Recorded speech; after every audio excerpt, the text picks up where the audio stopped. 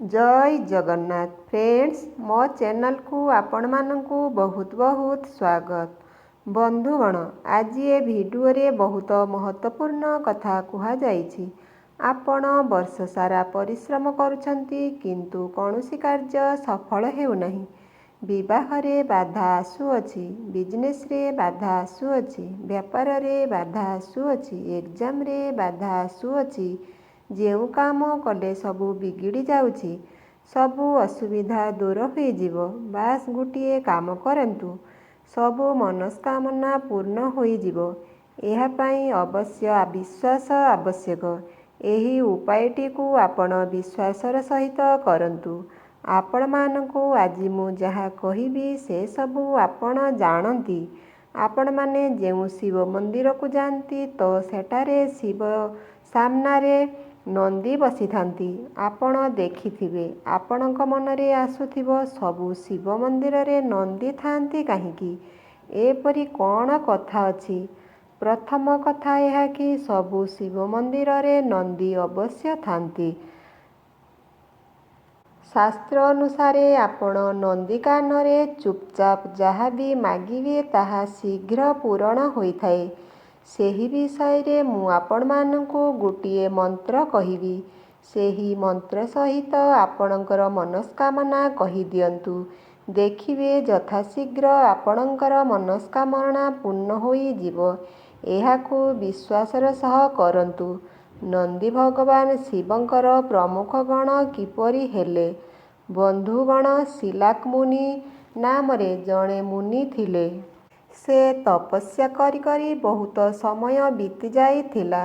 तांकर केउ पितृगण थिले, सेमाने भाबिले शिलाक जदि एपरी तपस्या करिबो वंश आगकु बढ़िबो केमिति।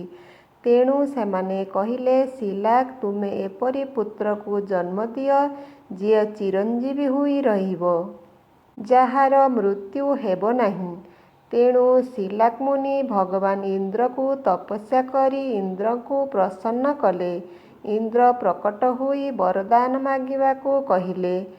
तो शिलाक मुनि चिरंजीवी पुत्र देवा पाई वर मागिले। इंद्र कहिले, मु एपरी वर देई पारिबी नहीं। आपण भगवान शिवंकु उपासना करंतु। तो शिलाक मुनि बहुत वर्ष भगवान शिवंकर पूजार्चना करी तांको प्रसन्न करिबा पाई तपस्या कले। भगवान शिव शिलाक मुनिंकर कठोर तपस्यारे प्रसन्न होई तांकु पुत्र प्राप्तिर वर देई देले। किछि समय परे सेठारे किछि बड़ आयोजन पाई भूमिशोधन करा जाउथिला। सेही भूमिशोधन बेले शिलाक मुनिंकु एक बालक मिलिला, जाहार नाम नंदी रखागला। बड़ हेला परे मित्र एवं वरुण नामरे दुई मुनि शिलाक मुनिंक आश्रम को आसीथिले। सेमाने नंदी को देखी भविष्यवाणी करी कहिले कि नंदी अल्प आयु अटे, ए चिरंजीवी नुहे, एहार आयु बहुत कम अटे। अल्प आयु नंदी को जेउ अमर वर दिया जाइथिला ताहा फलप्रद हेला नहीं। नंदी को जेबे जना पड़िला कि मु अल्प आयुरे मोर मृत्यु पिलाबेल ही होइजिबो, तो से महादेवंकर आराधना कले। कारण मृत्युंजय महादेव मृत्यु को जय करिबा पाई भगवान शिव शंकरंकर आराधना करा जाए। एहे आपण माने मध्य जानिछंती। तो मृत्यु को जीतिबा पाई महादेवंकर आराधना करिबाकू लागिले नंदी। मनरे से शिवंकु ध्यान करिबाकू लागिले। भगवान शिव नंदीर तपस्यारे प्रसन्न हेले एवं वरदान देले। नंदी तुमे मृत्युमुखरू मुक्त हेल। मृत्युर भय तुमको छुई पारिब नहीं। तुमे हजार हजार वर्ष अमर रहिबो। भगवान शिवंक ठारू एही वर पाइकी नित्य प्रतिक्षण से भगवानक पाखरे रहिले एवं शिवंकु कुआड़े जीवा पाई हेले से नंदीक पीठीरे बसी जाती। तो बंधुगण एही कारणरू नंदी शिवंकर विशेष गुणर बाहन अटे एवं पूरा सामनारे रही थाए। जेबे भगवान शिवंकर आज्ञा हुए शीघ्र प्रस्तुत हो जाए नंदी। एथिपाई भगवान शिवंक पाखरे नंदी विराजमान होइथाए। ଶିବ ଭଗବାନଙ୍କୁ ଯଦି କିଛି କହିବାର ଅଛି କି ଜଣେଇବାର ଅଛି, ପ୍ରଥମେ ଆମକୁ ନନ୍ଦୀକୁ ଜଣାଇବାକୁ ପଡ଼ିବ। ତ ବନ୍ଧୁଗଣ, ଏହି ବର୍ଷ ଶିବରାତ୍ରି 2025 ବର୍ଷ ଫେବୃଆରୀ 26 ତାରିଖ ବୁଧବାରରେ ପଡ଼ୁଛି। ଆପଣ ଏହି ଦିନ ଛୋଟ ଉପାୟ କରନ୍ତୁ, ଆପଣଙ୍କର ସବୁ ମନସ୍କାମନା ପୂରଣ ହେବ। ଉପାୟଟି ଭଗବାନ ଶିବଙ୍କର ମନ୍ଦିରକୁ ଯାଇ ଶିବରାତ୍ରି ଦିନ ଆପଣ ଭଗବାନ ଶିବଙ୍କର ପୂଜା କରନ୍ତୁ।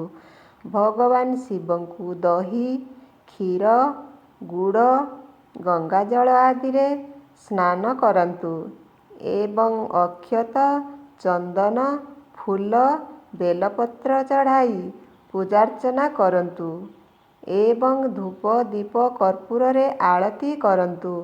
ନନ୍ଦୀକୁ ମଧ୍ୟ ପୂଜା ଏବଂ ଆରତି କରନ୍ତୁ।